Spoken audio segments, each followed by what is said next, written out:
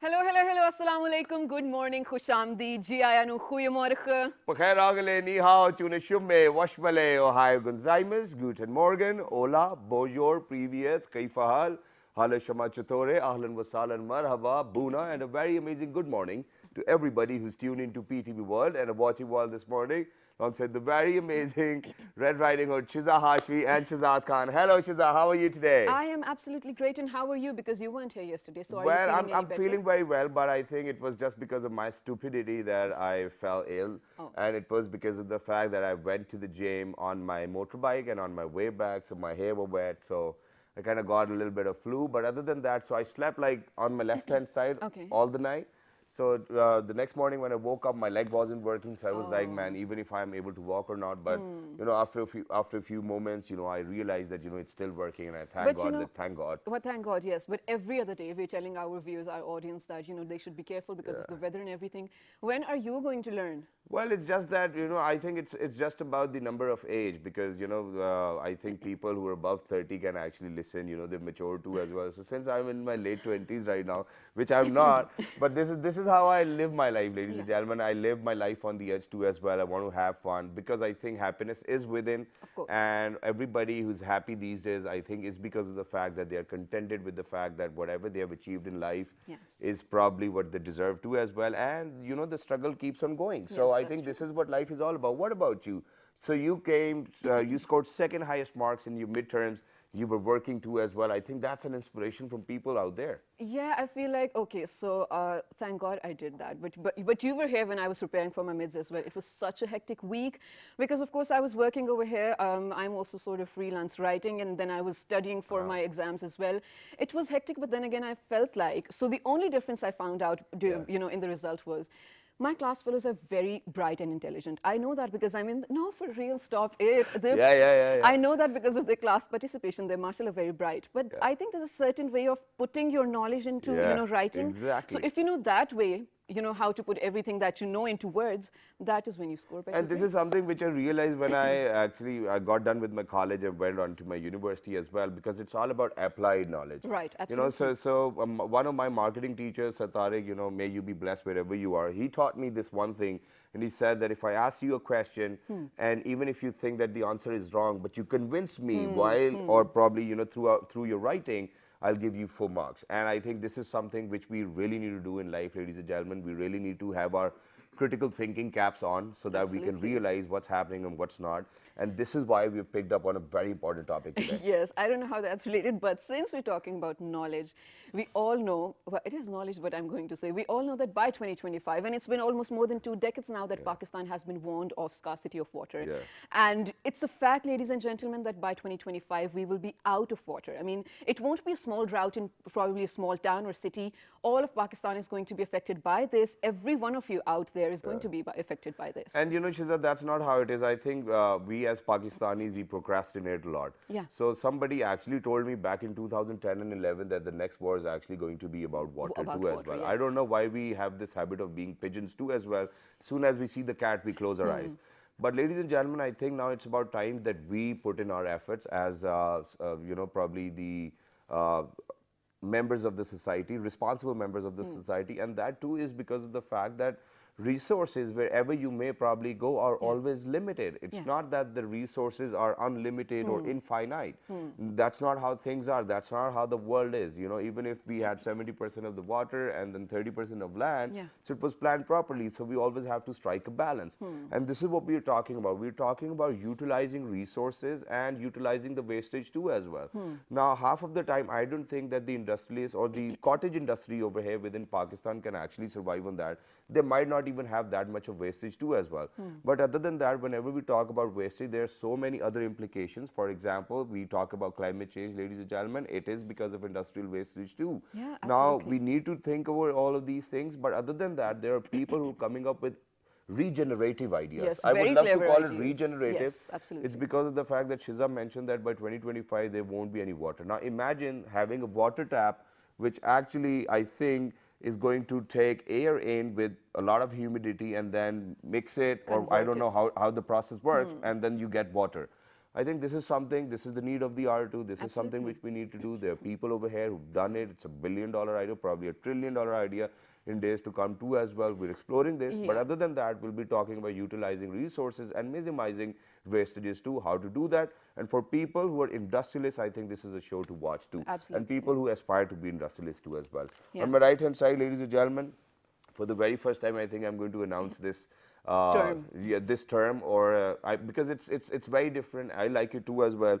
So he's a chief ecopreneur at Socioeconomist, and he's a socioeconomist too as well. He's none other than Mr. Amir Khan. Assalamu alaikum. How are you? Thank you very much for joining us. And ladies and gentlemen, we'll definitely let you know the wonder he brought to life too as well. But before we do that, we've got other app guests over here to talk about. Ladies and gentlemen, we've even been joined by an industrial expert. He's the senior vice chairman at ECMA, CEO, Research Tech. He's none other than Dr. Zahoor Sarbar. Assalamu alaikum. How are you? Wa alaikum assalam. I'm fine, sir. Thank you very much for joining us. And last but not the least, ladies and gentlemen, we have got another industrial expert who is former general manager, Engineering Development Board. He's none other than Mr. Ejaz Ahmed. Assalamu alaikum, sir. Wa alaikum assalam. A very good morning to Thank you very much for joining us, gentlemen. And you know, today earlier when I woke up, I was like, okay, you know, I should wear a nice suit and whatnot. And then I was like, you know, if somebody is coming up who's actually an ecopreneur too as well, I think he's probably going to be a bit casual. So this is why we decided to dress like this. But it's all right. Things happen. But now, Amir Saab, I think I'm going to get started with you over here. Why do you think, first of all, let us know the product you have built. And why do you think that there was a need for you to build a product like this? And yes, before that, I also want you to tell us and the viewers what ecopreneur is, because we know when you venture into businesses, you're an entrepreneur. There are many entrepreneurs in Pakistan and around the globe as well. So I think it's going but to come down there are very to few. Yeah, go ahead. But there are very few who actually feel responsible about the ecosystem around them as well. Exactly. So what is an ecopreneur? Basically, it's a mixture of an entrepreneur and an ecopreneur, an environmentalist, and a person who's more socially tilted towards doing something for the nation, for the people, for the larger good of the nation. So that's how I landed up as an ecopreneur. Right. And the journey has just begun. Now, coming to your question, where and how this happened. Well, what is it first? I think people do not even know right now. Okay. AWH. AWH. It's called Air Water Harvester. Now, what it does is basically it's a small equipment. We have equipment for residential uses, commercial uses, industrial use. Right. So the smallest equipment that we have generates about 30 liters of water that you can put at home, and it's per day. I'm sorry? Per day, 30 liters of water per day? Yeah, 30 liters of water per day. Wow. Okay. And we have larger units, so 30 and 70 are for residential, then we go into commercial, which are 100, 250, 500, 1,000, 2,000, and keeps going up. Then we get into industrial, which is like 5,000 liters and above. So if you were to ask me, I can give water anywhere, anytime, as long as you have electricity. If you don't have electricity, no problem. All our equipment run on solar and wind as well. Wow. So you're basically utilizing all sorts of energies. Yeah, absolutely. Wow. We don't want to. We do not want to burden the country anymore by getting the equipments which are just running on conventional energy. Desalination plants are extremely energy intensive. So are your reverse osmosis. Right. There is, and I'm not talking about the water wastage and the chemicals that come out of it, which basically create yet another problem. So 30 liters at home, or if you want it for an apartment building or an office building or a factory, the maximum I can give you is 3.7 million liters of water a day. Oh, wow. Wow. But sir, the water that we're producing, is it pure? Is it drinkable? Can we put it to a litmus test? Absolutely, absolutely. We have had our water tested in US, in Canada, in South Korea, in Australia, and alhamdulillah, by the grace of God, I would say that the reports that come out, they say this is 99.99% pure. We have reports from WQA USA. So I'm not talking about any local labs. I'm talking about international labs in different countries. So yes. Yeah, that's a good news, but I still cannot figure it out. You know, it is very interesting. I'm sorry, it's on a lighter note too as well. Whenever you see a soap advert, you know, a shampoo advert or adverts like these, So they'll always come up with an idea, 99.99%. Where's the rest of the 0.1%? Where is it going? Absolutely, absolutely. Okay, but other than that, I think that we need to congratulate you that Pakistan is actually coming up, or probably, I think revolutionizing the industry in terms where people like you come forward who are socially responsible too as well and are entrepreneurs, and they're tilted towards making the country a better place. But I'm going to move on to Dr. Zahoor Sahab over here. Now, Dr. Zahoor Sahab, the topic very easily says utilizing resources and minimizing the wastages. And you're a doctor because you did a PhD, and I think that your PhD is in very much relevance with the topic we picked up today. Yes, it is. So please go ahead, shoot. I'm not going to ask you a question. Okay, fine. Yeah. The main thing is that in our industry, the way we are going about our production and procedures, there are a lot of wastages in it. We have actually worked with several different industries. I've visited more than 700 factories in Pakistan. And whichever industry I go, I see the same behavior, wastage of material, wastage of resources, wastage of time, wastage of energy, electricity, gas. So there is a dire need for us, for our industry, to understand that it is the right time that we have to cut our cost. If we don't cut our cost, it will be very difficult for our industry to go for exports. It will be very difficult for our industry to actually compete in the global market. So that's a very big dilemma. That's why I actually thought about that company. I launched my company and I started working with it. We are about more than 50 PhD doctors and engineers on one platform. We are going to different factories. I'm going to show you some clips of different factories where we have been to. And I'm also going to show you how factories have actually been able to reduce their electricity bills from 80 lakhs to only 25 lakhs. Wow. Okay. Without huge investment. Because that is the main problem. Wherever I go. So that is possible, you're saying? Yes, that's possible. We have already done that. Right. There are two of the examples I've brought today as well, and I'm going to show them to you as well. One is Miller Tractors and one is Master Group of Industries, where we actually worked on it. And but you just have to be careful that they didn't pay us to say their names. This is not okay, an fine. ad. Okay, fine. Okay, fine. Is fine. Yeah. Okay, I'll be referring to the industry only. So the industry is that you have to change the behavior. You have to actually work on the behavior of the people. So that's what I believe, that engineers plus psychologists, we work together to change the culture of the organization. There are factories in Pakistan where actually they don't put on any lights in the morning, in the daytime, and they actually manufacture. They assemble buses or trucks or cars or whatever without putting on a single light. I used to show people the pictures of Korea and China and America, how they are saving. But now I can show you the pictures of Pakistan, what we have done in Karachi, what we have done in Lahore, what we have done in Islamabad. Well, thank you for saying that, sir. Hold on to that thought. We should come back to that. But coming to you, Mr. Ijaz, I was asking Mr. Amir Khan before the show if he manufactures his product in Pakistan. He said not yet, but he will eventually. So we look at a lot of products that are being manufactured in Pakistan but are not labeled as Pakistani products. So when are we coming at par with the global market? I mean, when are we going to proudly own our products? Because we're not accepted that well in the global market. When are we going to get our confidence back? Yeah, that's a very good question. Pakistan is an amazing country. We produce everything. We assemble cars, we assemble and manufacture motorcycles, cutlery, surgical, sports goods, textile and clothing. Excepting a few products which are acceptable in the global market, like the textiles, a few engineering products.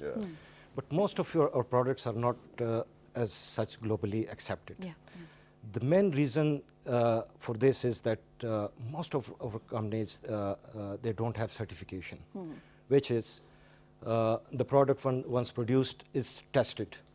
It's a global norm that the product should undergo a testing process. And then you get the certification.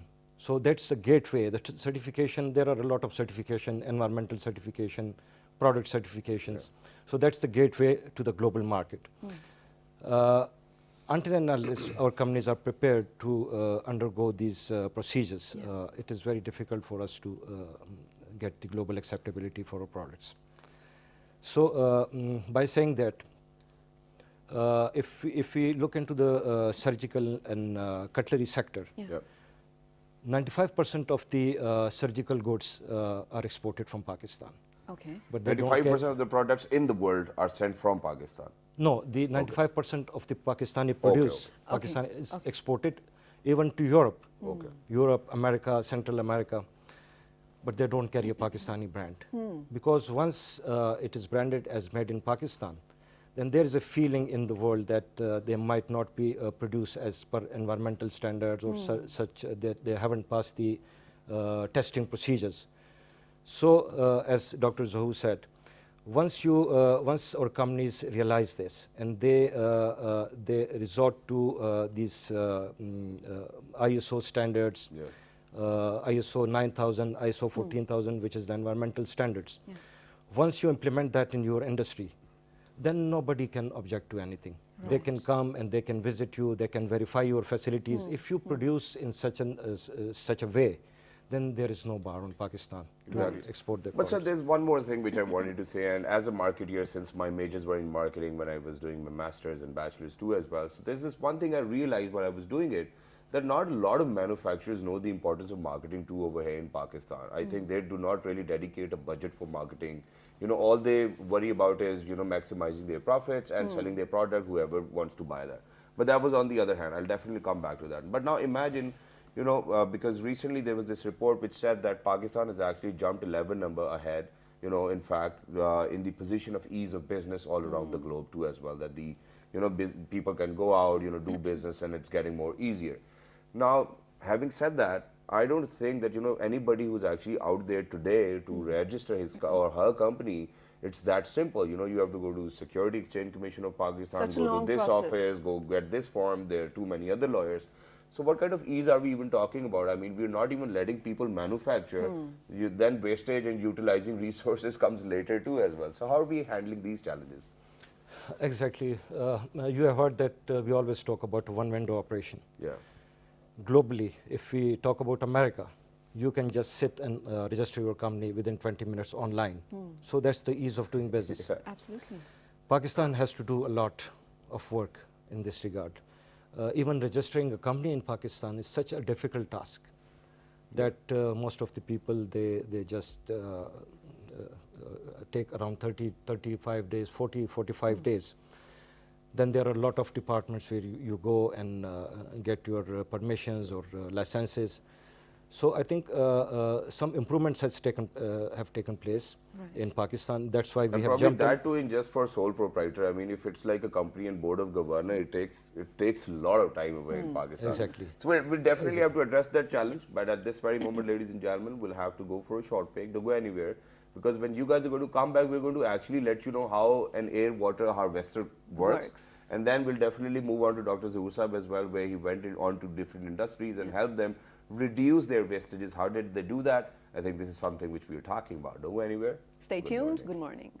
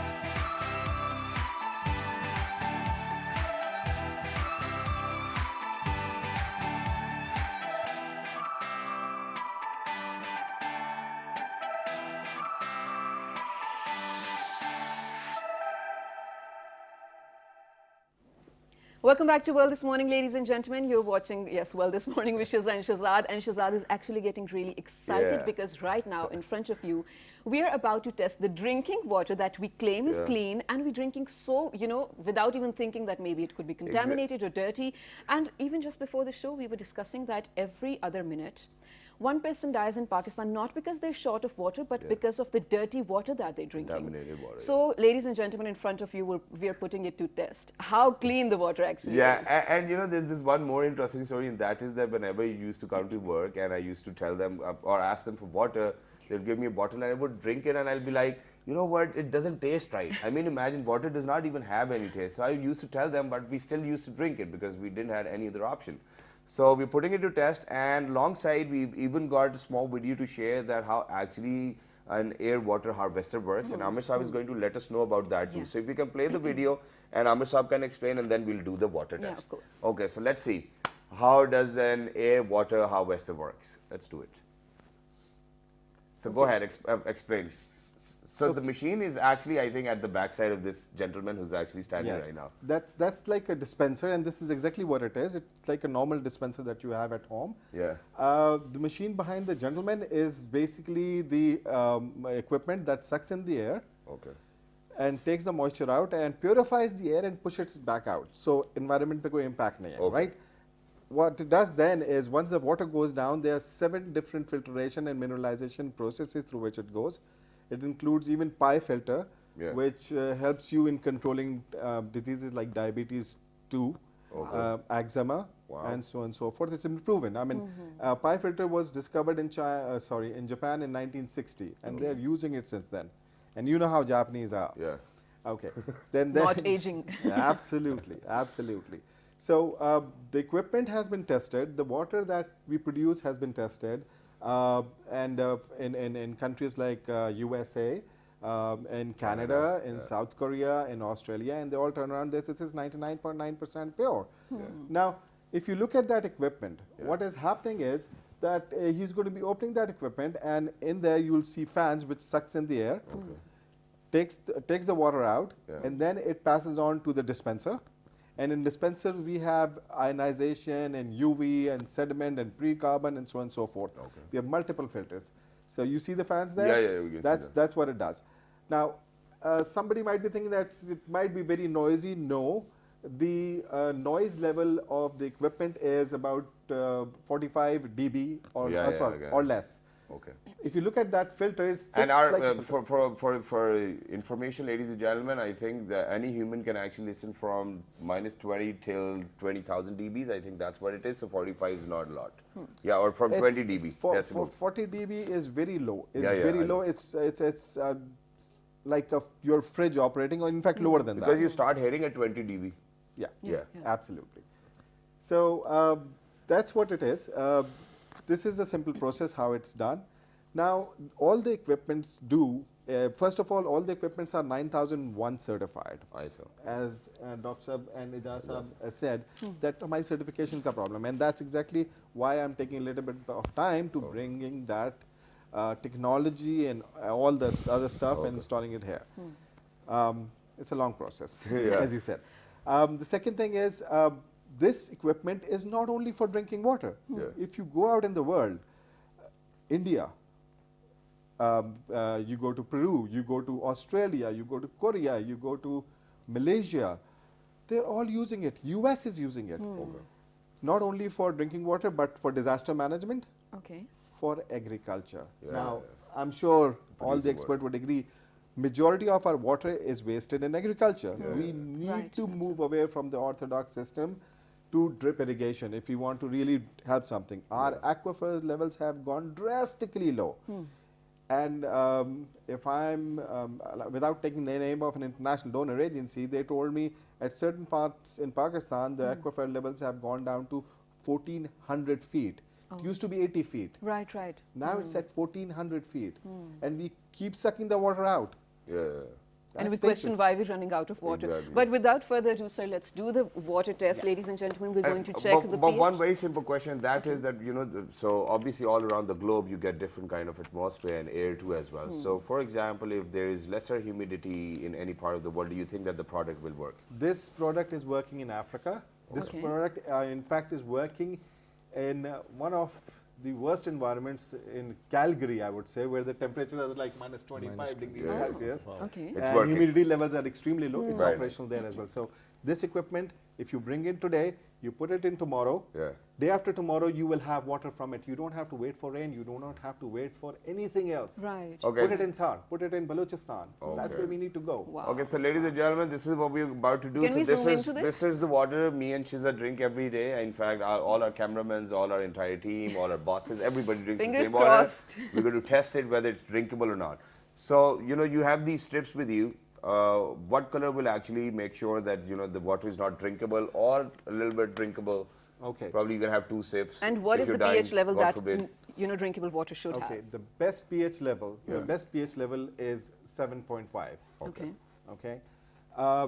Having a little bit of more alkaline water Yeah. is healthier. Okay. There are countries which take up water at 8.5 and 8.8 level as well, Okay. because with alkalinity it kills the cancer cells in your body. Okay. Okay. But it should not be going down below 6.5 at all. Okay. At all, because that becomes acidic. Acidic, of course.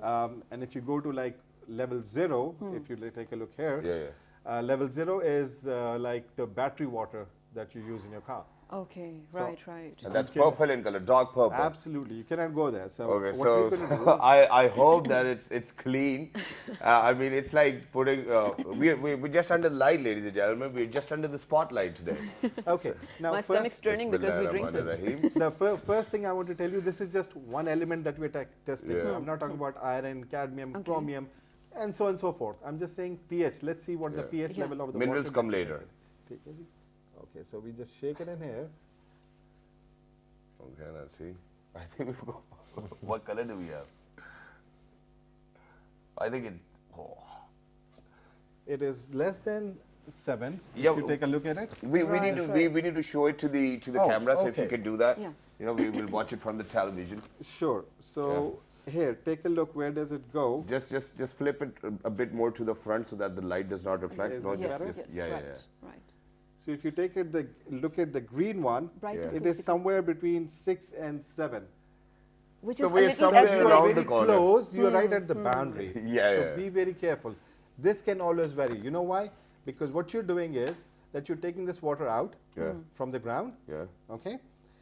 And We don't in know. case of naturally Yeah. reverse osmosis or whatever you're doing, you're pulling it out of the ground. Yeah. Yeah.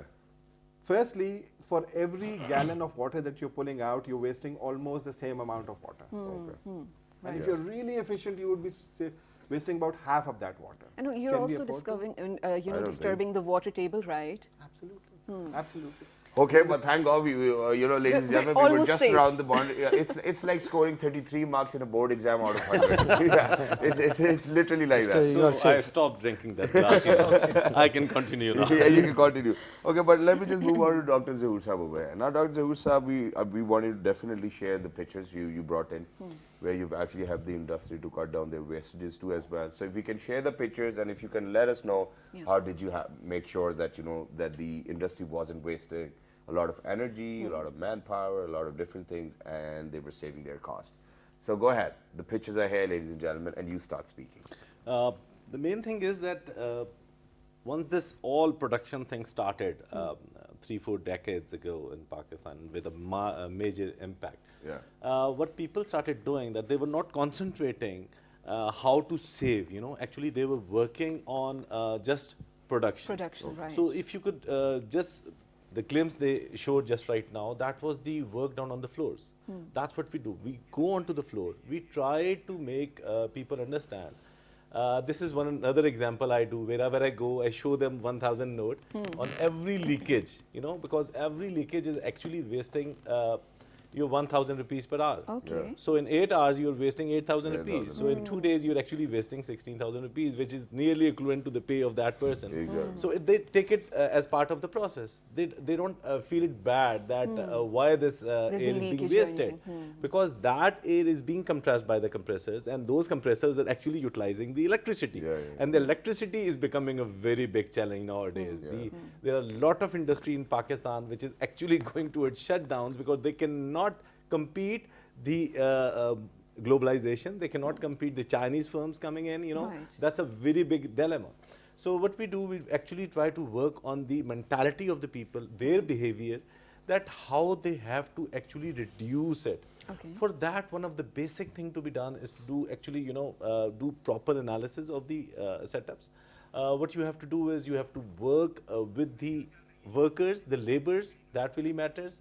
The pictures you can see right now,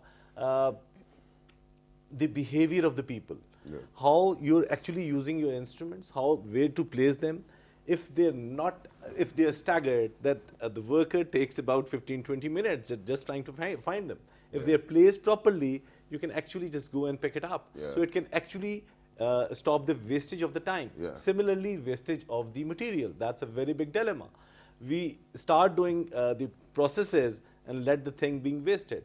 So that phenomena has to come in. That mentality has to come in the people where they actually think about improving. And that's what happened in the industry.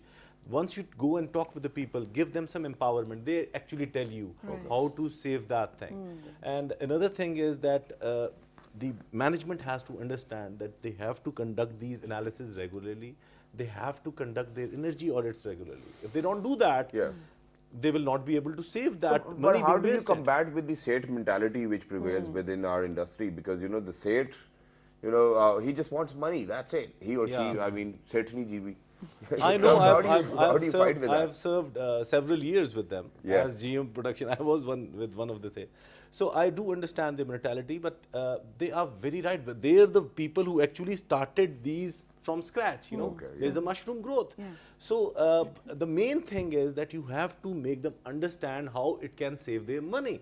It is very easy to small little things. That's small it. little things, you know. I went to one of the factories, no names, and he said, I want to install there was this conference too as well. We will be sharing clips from that. That is one of the things which we did on 24th October. The success we had in one of the companies, I personally called and about more than 100 CEOs all across Pakistan. They actually came in to see how these savings can be achieved. I went to one of the company and that owner was saying that I want to install solar. I said, okay, fine, you can install solar, but it costs money. First talk about things where you don't have to invest and you can actually start saving things. So I started working on their setups, and there are lot of bulbs, huge bulbs which are not required. They are being placed over there. I removed them, brought in the sunlight, and that really actually reduced their electricity bill a lot. So without major investments, that's what I always talk about. So this conference you're having the glimpse of right now is where more than 100 CEOs came in, and they actually wanted to know that how you do it, how you did it, how that company was able to reduce so much of their overtime cost. Their overtime per vehicle was more than 1600 rupees per hour, and it reduced to 800 rupees per hour only. So you can transfer that into production, of course. Exactly, into the revenues, into the savings. You have to reduce your cost of manufacturing. If you don't do that, you'll not be able to compete. That's definitely a brilliant idea, but ladies and gentlemen, since we're running short of time, so I think we'll move on to Ajasab over here, where Shiza actually wanted to talk about CPEC. So go ahead. When we're talking about China-Pakistan Economic Corridor, it's great, it's brilliant, ladies and gentlemen, I love it, whatever. So, but the thing is, so the second phase of that is industrialization. And we know for a fact that, of course, local industries are going to be there, but China is going to expand its industries over here. It's great again for the economy of Pakistan, but are we again sort of suppressing the local market? I mean, should we learn something from them? Or, I don't know if I should even say this, are we looking at a future where everything is going to be owned by China? No, I think we're talking about JVs over here, joint ventures. So that's what I'm coming to. So should we be looking forward to that as well? Or are we just, you know, handing over our production or our land or our, you know, resources to other countries? So you know what, come here and harvest whatever you want to. First, we need to understand that CPEC is one of the components of a bigger Belt and Road Initiative. The BRI, which is called, it is going to connect 60 countries. So it's a big opportunity. It's a great opportunity for Pakistan to expand into the global market. So as you rightly mentioned that we need to realign our policies. For example, there are 9 economic zones being set up under the CPEC, which is the second phase of industrialization under CPEC. that would be a proper policy that we need to enter into joint ventures with the Chinese companies. Right. I know of Pakistani companies which have brought in their Chinese partners in Pakistan, having set up the joint ventures here. So that would be a win-win situation for both China and Pakistan. Okay. So that would be the right strategy.